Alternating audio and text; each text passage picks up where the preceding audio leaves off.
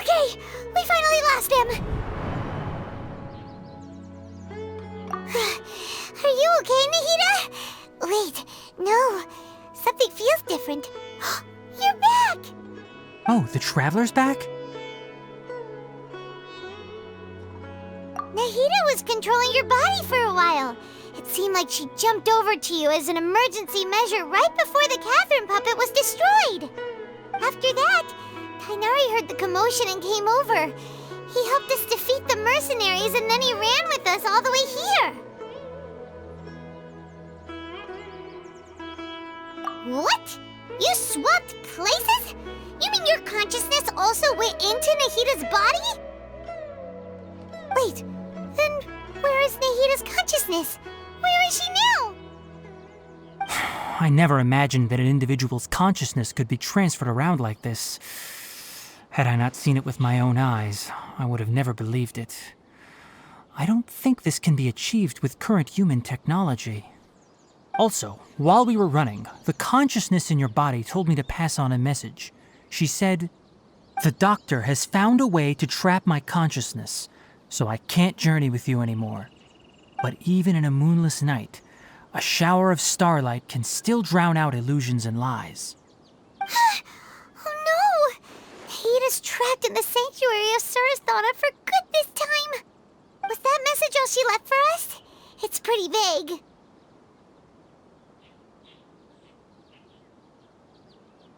Oh, that makes sense. Since the doctor captured her, she won't be able to say anything without him knowing. She's being extra careful. Even in a moonless night, a shower of starlight can still drown out illusions and lies. Huh. Paimon knows the moon illusions and lies are from the alchemical divination at the Sub-Zeru's festival. Didn't Nahida use a starlight analogy before?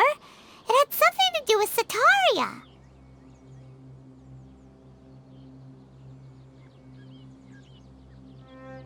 Oh, that makes a lot of sense. Huh. Do you think Nahida was telling us to go find help in the desert? But she isn't with us anymore. Think we'll be okay? Paimon, you said Sanctuary of Sumeru. Does this mean that this Nahida you're talking about, the consciousness who is occupying the traveler's body, is the Dendro Archon? Your guess is correct, but the situation's a bit complicated, so it's really hard for us to explain right now. That's all right. A scholar's curiosity doesn't need to be appeased right away. As for the complicated nature of the situation, safe to say I have witnessed that for myself. I've spent some time with you, and it looks like the Dendro Archon's also on your side, so I trust you. Thank you, Tighnari. Oh, actually, we came here to ask you a question. What do you know about the project that the sages have been working on? Ah, that. While I was indeed invited to join that project, the sages were always secretive about its scope and goals, so I eventually declined. All I know is that that project has something to do with the restoration of Irminsul. Huh? Did you see something when you were in Nahida's body? What? Do you have any evidence?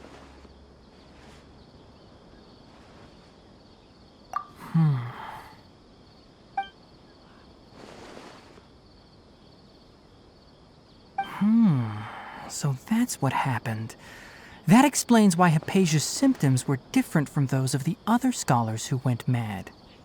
It's because she made contact with the consciousness of a new god who is still in the process of being born. Tighnari, did you leave the Avidia Forest because of Hypatia? I did. I noticed Hypatia's mental anomalies, but since her symptoms were rather atypical, I secretly took her to Paradis Dii and began searching for a way to return her to her normal self.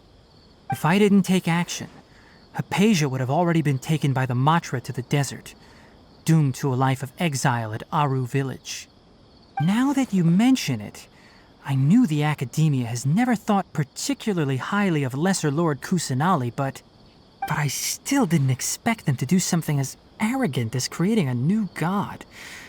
Looks like I made the right decision by not accepting their invitation. The Doctor and the Balladeer. We have 2 Fatui Harbingers in Sumeru. Sounds like we're in for a bad time. From your description, I don't think they've completed their project. There may still be room for us to intervene. But then, what is the connection between creating a new god and restoring Irminsul? Yeah, it feels like we're still nowhere close to figuring out the sage's goals. Right, we've pretty much gone over everything we need to know, so we should head out. How about you, Tighnari? What are you going to do? I'll stay here for now. I still want to try a few more things to help Hypatia. If you're planning to go into the desert, start by heading for Caravan Rabat. That'll be your fastest route. Come find me here if there's anything else I can do to help. May the spirit of wisdom go with you. Thanks, Tighnari. Hopefully Hypatia will feel better soon. We're off then.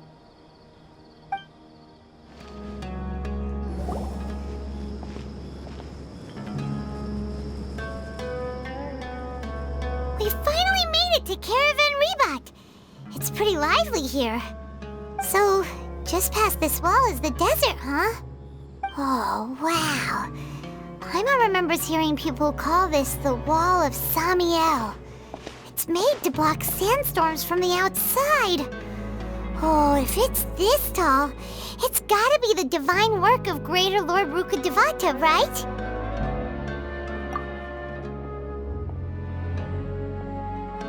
Enough gawking. Come on, follow me. Huh? Over here.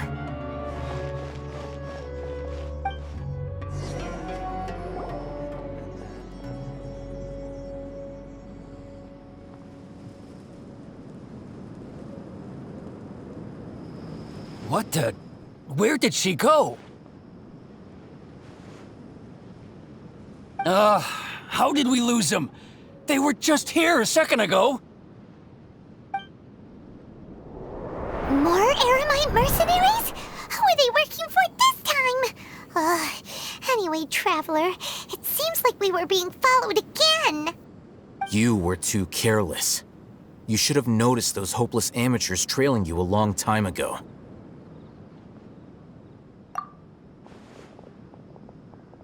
There's no need to thank me. I've never cared to keep track of personal favors. All I did was correct a mistake I happened to come across. It's a habit I developed at the Academia. You really gave Paimon a scare, Alhaitham. We never thought we'd run into you here. Last time we met at Port Ormos, didn't you say you were going back to the Academia? Wait, don't tell Paimon that you're here to take us back on their orders. Oh, so you've already landed yourselves on the Academia's hit list. I can't say that I didn't expect it.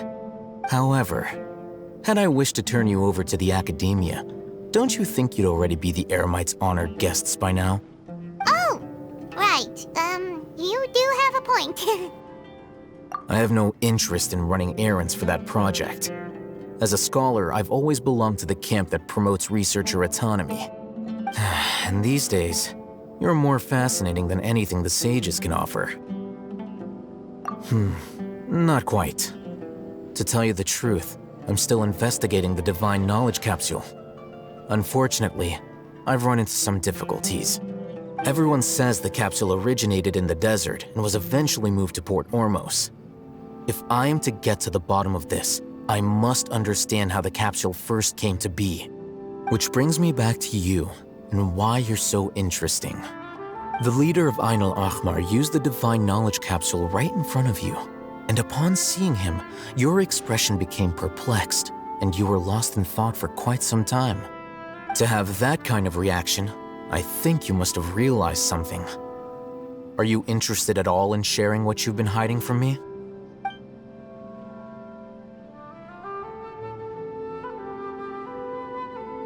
Alhaitham, You really have a ridiculous eye for detail. What kind of person even notices or remembers stuff like that? So that's your answer. Well, I do work for the academia after all. So considering that, it is indeed wise to keep your cards close to your chest. But that does prove you do have some undisclosed information about the Divine Knowledge Capsule. Am I right? No matter. Rather than simply learning the answers from you, I'd still prefer to investigate on my own. Speaking of, you two are also headed to the desert? That's right! We have the same plan as you! But we don't really have any concrete goals at the moment. Then I'd suggest starting with Aaru Village. It's the largest settlement in the desert, so it'll probably have more resources and intel than anywhere else. Well, would you like to head there together? It's always better to travel with someone you know. Let's go! Before us lies Aaru Village, the safe haven of the desert folk. Whoa, this landscape is really something else. What a cool place! Let's go check it out!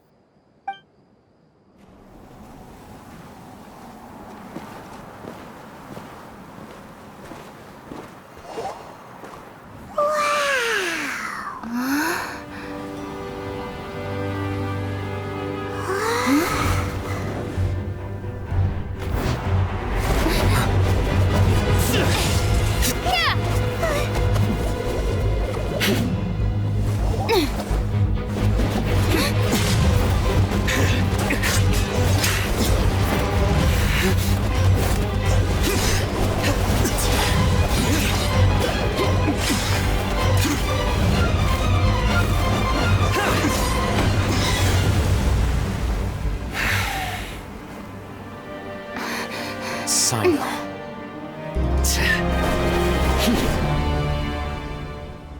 Unless my memory fails me, we have barely spoken 2 words to each other before now at the academia. Would you care to enlighten me as to when and how I invited the General Mahamatra's wrath? Alhaitham, do not think you can escape my judgment just because you managed to escape my attack. Judgment? So that's how you'd characterize your actions here, is it? Or would elimination perhaps be a more accurate description? Had I used my full strength, not even this traveler would have been able to stop me. Though styled like an assassination, I sought only to ensure that my target would be unable to flee or resist. Standard practice for the Matra, as well you know. Seemed to me more like your own personal touch. Who is that, Alhaitham? Did you call him General Mahamatra? Yes. General Mahamatra Cyno, head of all the Matra at the Academia. He's a formidable hunter, and the ultimate nightmare for any who have committed academic crimes. You seem to have placed a lot of trust in Alhaitham, to the point of blocking an attack for him. If I were you, I'd never choose to side with him. I wouldn't believe a single word that comes out of his mouth. I have been pursuing this scribe for a long time. I urge you, stand back and do not seek to defend him any longer. Otherwise, there will be consequences. Has Alhaitham done something wrong? Paimon doesn't think he's as bad as you've made him out to be. I won't waste my breath explaining things. Alhaitham, I saw it during our fight. Take it out. The Divine Knowledge Capsule you're hiding on your person. Unless you want me to retrieve it for myself. Very perceptive of you. Nothing escapes a Matra's senses. Wait, the Divine Knowledge Capsule? Didn't it fall into the Matra's hands in Port Ormos? No wonder you speak with such confidence, Cyno. But I must admit, I'm very curious. What does this capsule mean to you? And why, as General Mahamatra of the Academia, are you all alone in the desert? As far as I'm aware, the other Matra have been speculating about your disappearance. Have you been given a mission that's, let's say, morally dubious? If I was the real target of your mission, what was stopping you from simply using your authority and resources to judge me within the walls of the academia? I should have known you'd be difficult to deal with. You two! Ugh! What should we do, Traveler? Paimon feels like we can't trust either of them! Ahem. Well, look at you two, acting all tough and self-righteous over there. Wait, Dia?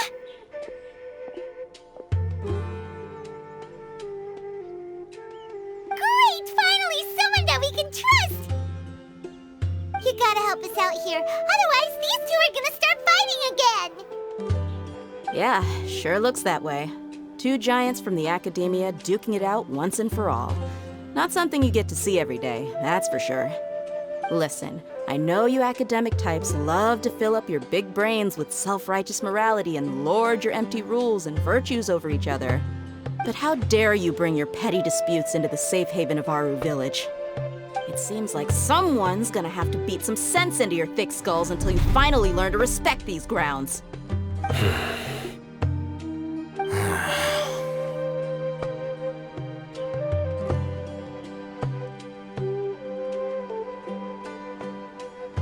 Hey, did either of you hear a word I just said?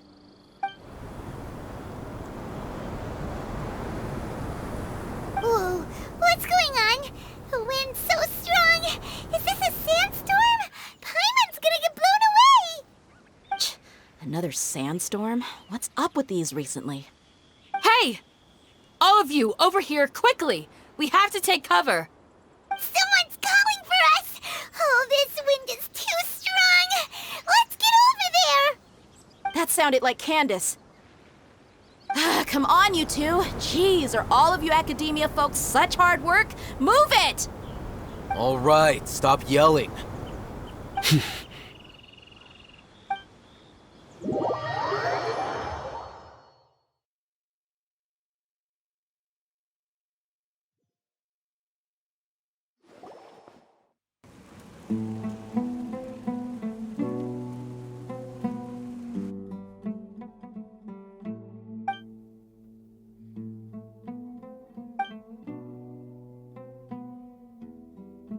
Well, this is pretty awkward. Hey, wanna play sardines with three people who wanna tear each other limb from limb? Sure, why not? Sounds fun. The air is so thick and heavy. Paimon can hardly keep floating anymore. My sincere apologies, everyone. This is the home of our village chief. I will have to ask you to make do with this small room until the sandstorm dies down. Please, let me introduce myself. I am Candace, protector of Aaru Village. Our savior has come at last! Nice to meet you, Candace. The name's Paimon. Thank you so much for helping us. There's no need to thank me. It's only right to help each other when the weather gets rough. Wow, she's so gentle and caring, like a nice older sister. Unlike those guys over there. All right, now that we're all better acquainted, we should return to the topic at hand. As a guardian charged with the responsibility to protect my fellow villagers from harm, I was observing your conflict from afar, even before the sandstorm started.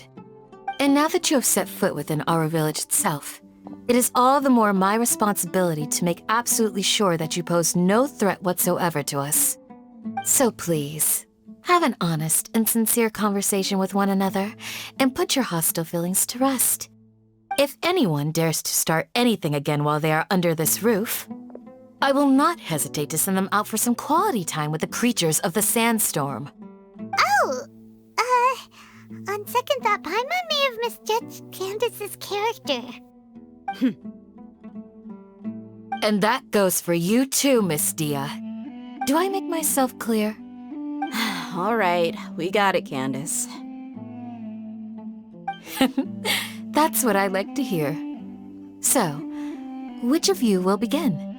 I was supposed to be a mediator, but I might have gotten a little too involved just now.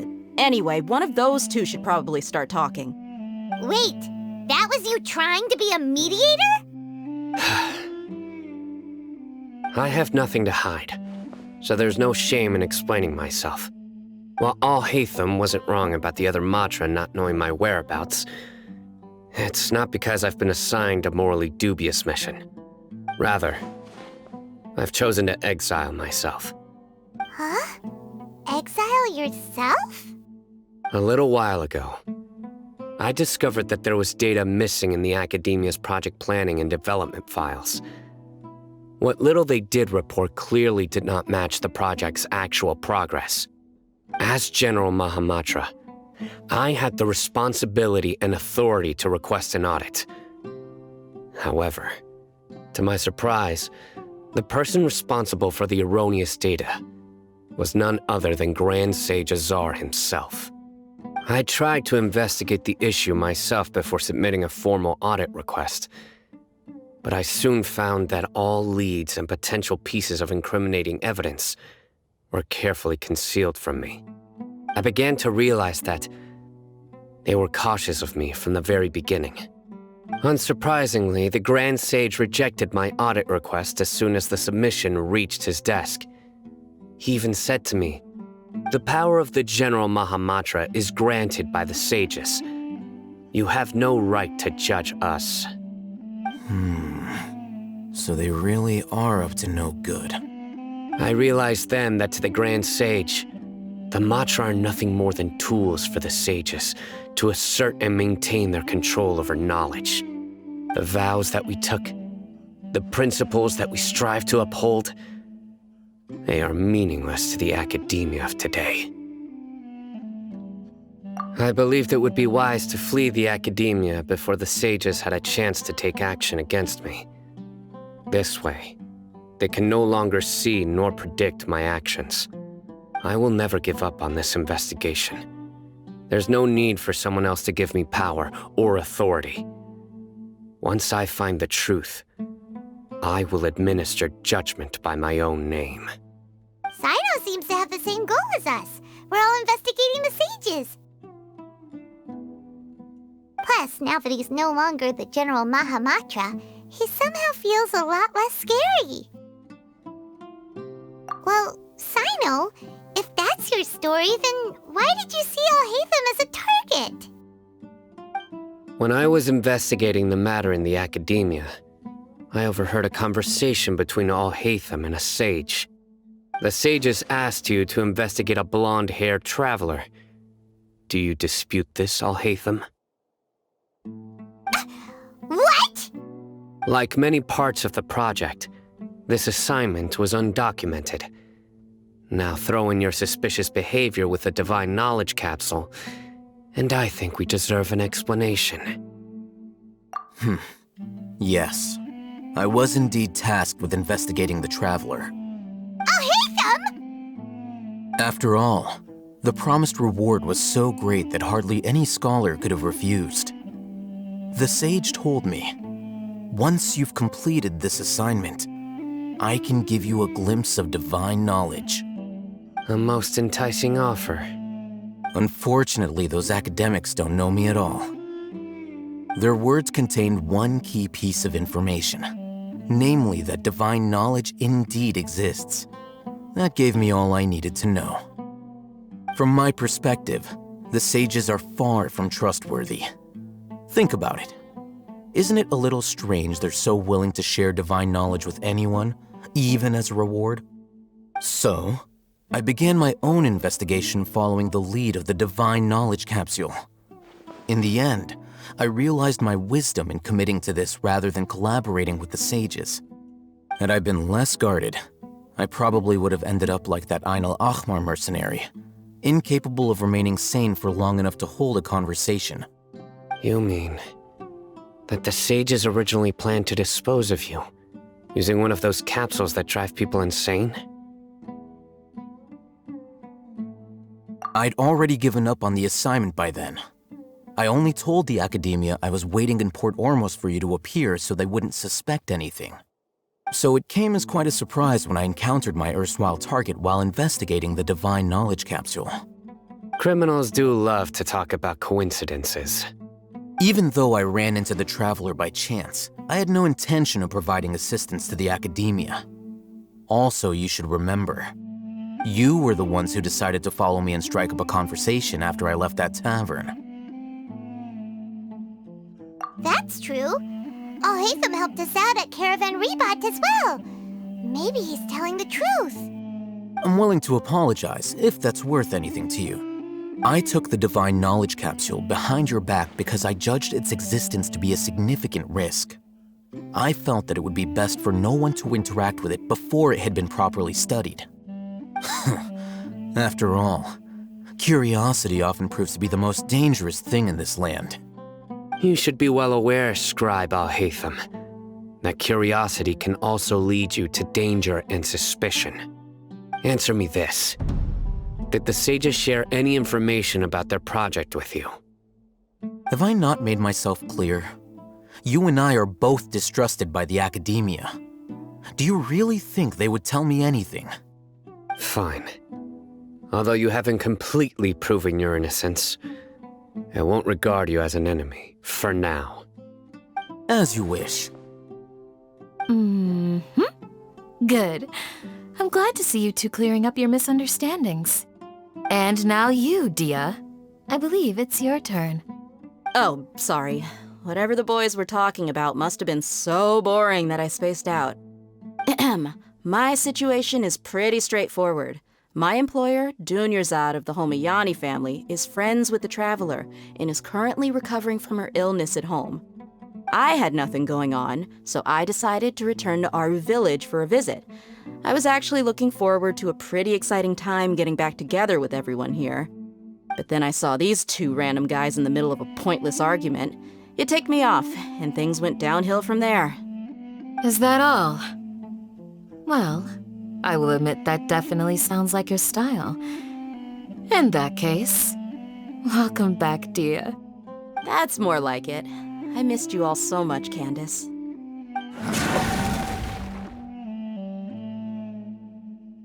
Whoa! What was that sound? No need to worry. Now that you're no longer at each other's throats, please make yourselves at home. I'll take a quick trip outside to clear out some of those creatures in the sandstorm. Creatures? In the sandstorm? Are you sure you don't want some backup? Fighting in a sandstorm is not for the faint-hearted. Anyone without extensive training in these conditions is at a disadvantage. You needn't worry. Yeah, just leave them to Candace. Don't worry, she's as tough as they come.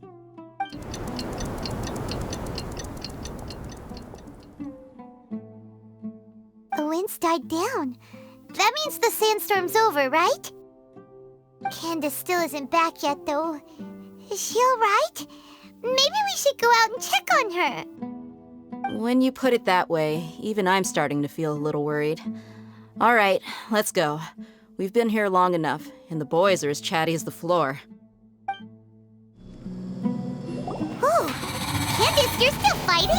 You've been out here dealing with these creatures the entire time? Yes. They just keep coming in waves. I've lost count of how many I've defeated. Before I realized it, even the sandstorm had stopped. Ah! Here comes another wave! Leave this round to us. I got interrupted earlier, but now I have something to take my anger out on. It's been quite a while since I've seen the Flame Mane in action. I'll leave these to you then. I'll be sure to put on a good show. Let's go!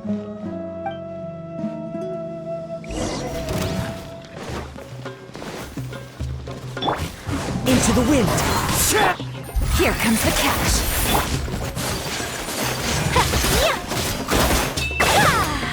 Sakura swirl! My apologies. Stabilize! As one with wind and cloud! One with nature! Here comes another wave! When are they ever gonna let up? Quietly now. Take flight!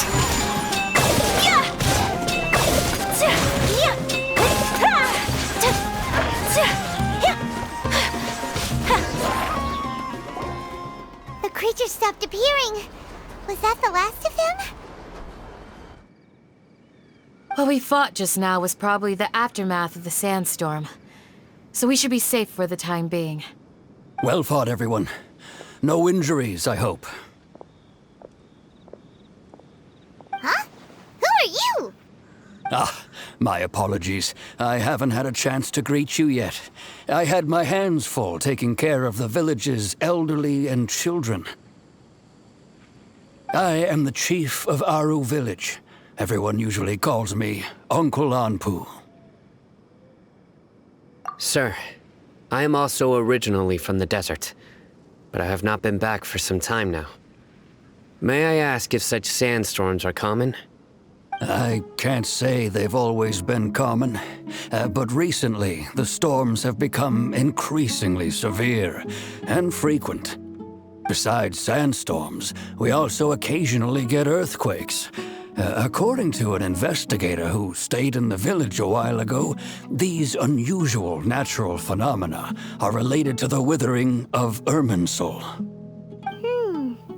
Another effect of Irminsul's withering. So, Irminsul's withering causes withering zones in the forest, and sandstorms and earthquakes here in the desert? Everything in the natural world is inextricably connected to Irminsul. These regional symptoms can indeed be a reflection of Irminsul's present state. Everyone in Aaru Village needs to take good care of themselves. Speaking of which, why haven't I seen a single village keeper since I got here? Village keeper? Who are they? Village guards like Candace? Does your curiosity know no bounds? Village Keeper is how Aaru Village refers to mad scholars exiled here by the academia. Most of them are scholars who lost their sanity after a period of training in the Avidia forest. The academia believes that their crazed mutterings may have a negative effect on the psyches of other scholars. So, they're forcibly exiled to the desert. Though if you ask me, it's all a boatload of nonsense. Alas, that's exactly what we've been trying to investigate. One by one, the village keepers have been mysteriously disappearing without a trace. But no one in the village has ever seen them leave.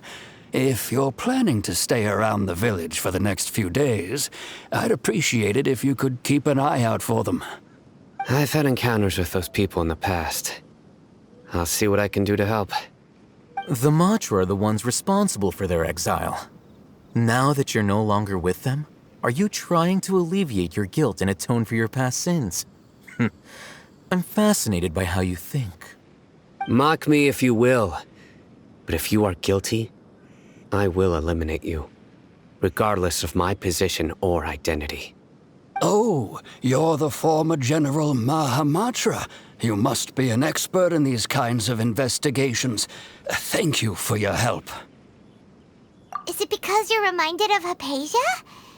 Oh, these poor scholars. First they lose their sanity, now this! We need to help get them back home, safe and sound. But, is it really a good idea to tag along with Cyno? You seem like you really don't trust him. I'll be grateful for the assistance. No doubt you will do a better job than some of my former subordinates.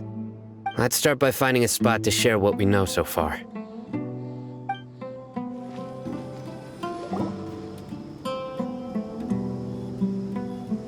Although I've sent myself into exile, I'm still doing essentially the same things as before. Do you still have any questions for me before we start our investigation? One of my former subordinates told me that this title has its origins in a strange incident. The academia has long exiled mad scholars to Aaru Village. A mysterious phenomenon exists here. When mad scholars first arrive, they are as incoherent and deranged as before. But after spending some time here, they invariably begin to calm down. Initially, The people of Aaru Village greatly resented having to take in the mad scholars. But a strange incident one night changed that. Aaru Village was struck by the strongest earthquake in living memory.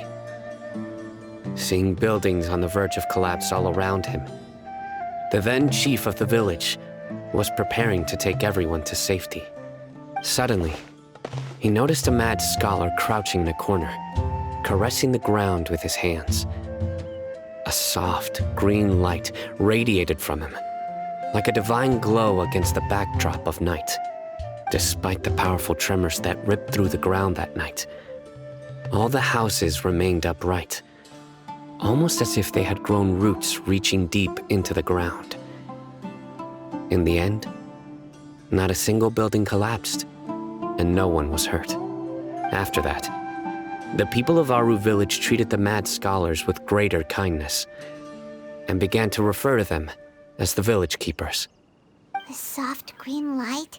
A mad scholar protecting Aaru Village? What do you make of it, traveler? Paimon thinks so too. Actually, Cyno, do you know if any of the mad scholars continued to wear their Akasha terminals at Aaru Village? In theory, they would continue wearing them so the academia could still monitor their activities. With that said, the main Akasha system would no longer have any interaction with them. Oh, no wonder! Everything makes sense then! Add in the fact that they calmed down, it was probably Nahida who calmed them.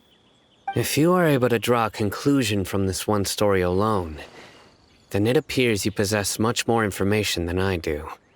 So, what do you make of the story? Really? Lesser Lord Kusanali. What? You don't believe us? Lesser Lord Kusanali was definitely using the Akasha to give her power to the mad scholars!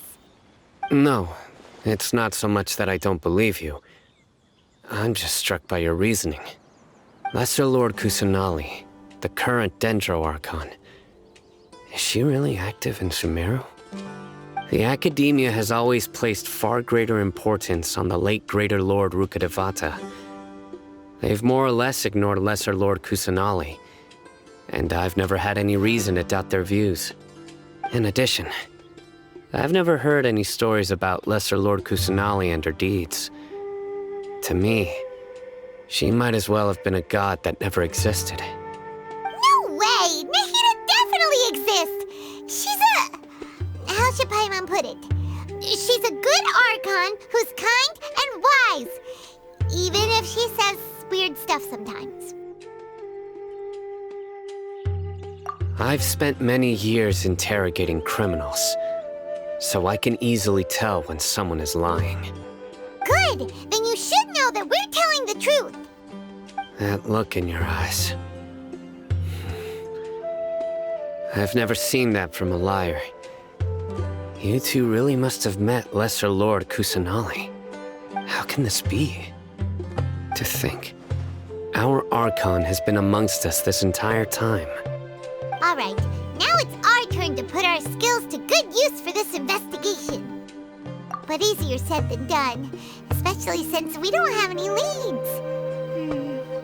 Maybe we can start by knocking on some doors.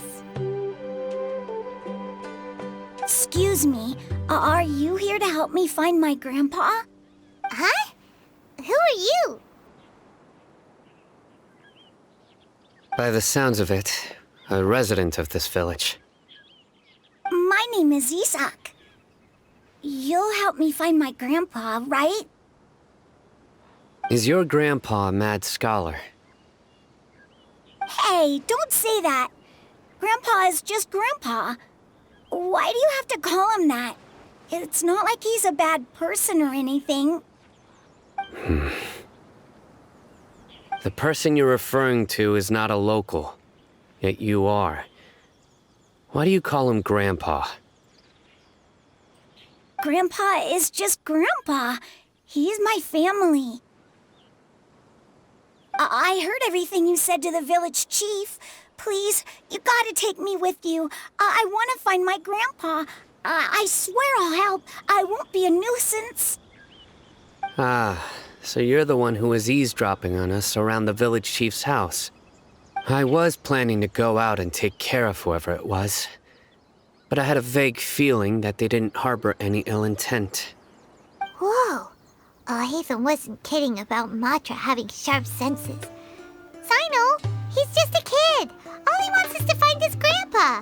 Let's find a way to help him. Sorry. I was only listening in because I wanted to know where Grandpa went. Honest. If you don't believe me, you can ask Miss Candace.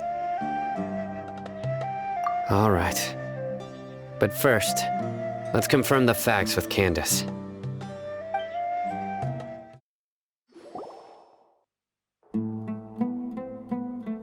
Cyno is super vigilant.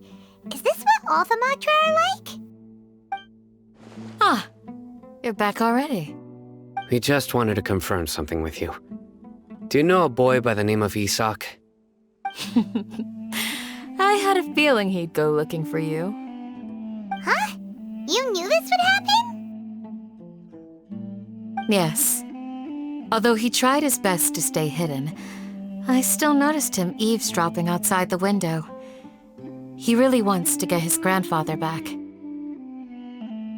Isak's parents were both Aramite mercenaries who rarely returned to the village after finding employment in the city. He was raised by his grandfather. Unfortunately, it was only a few years before his grandpa passed away. Isak was still very young at the time, so various families in the village took turns caring for him so he could survive. Later, an elderly mad scholar arrived at the village. Isak thought the scholar bore a striking resemblance to his grandfather, and thus often spied on the man. However, the scholar was unkempt in appearance and incoherent in speech. Although Isak referred to the man as his grandpa, he was afraid and didn't dare to approach him.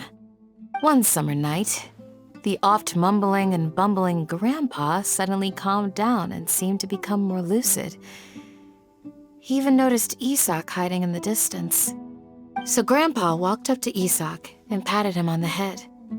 He even took Isak to the entrance of the village, where he patiently taught the boy the names of the stars, and accompanied Isak until he fell asleep. The next morning, Isak woke up and wanted to go find his grandpa again, only to realize his grandpa no longer recognized him. However, even so, Grandpa retained his calm expression. It's said that those who saw the scholar claimed he no longer appeared to be crazy, but appeared to be living in his own world, almost as if he were sleepwalking.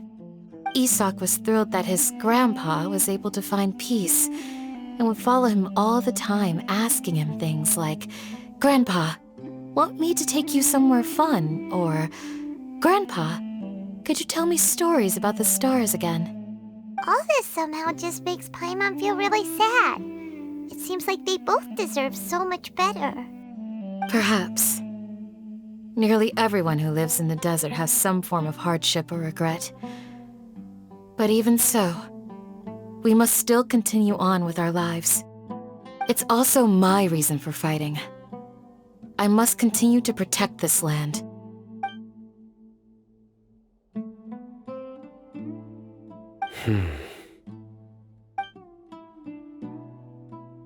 Maybe the people have always had a considerate god watching over them.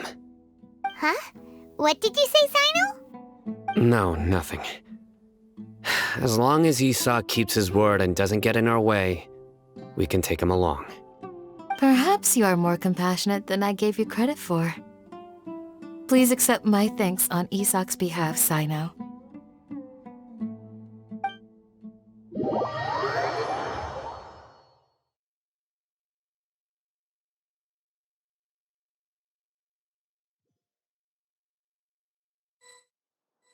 Hey, Isak!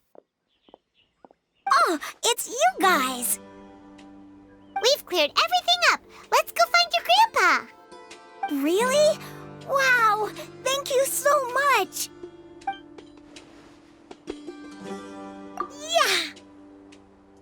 All right. Let's ask the local residents some questions first.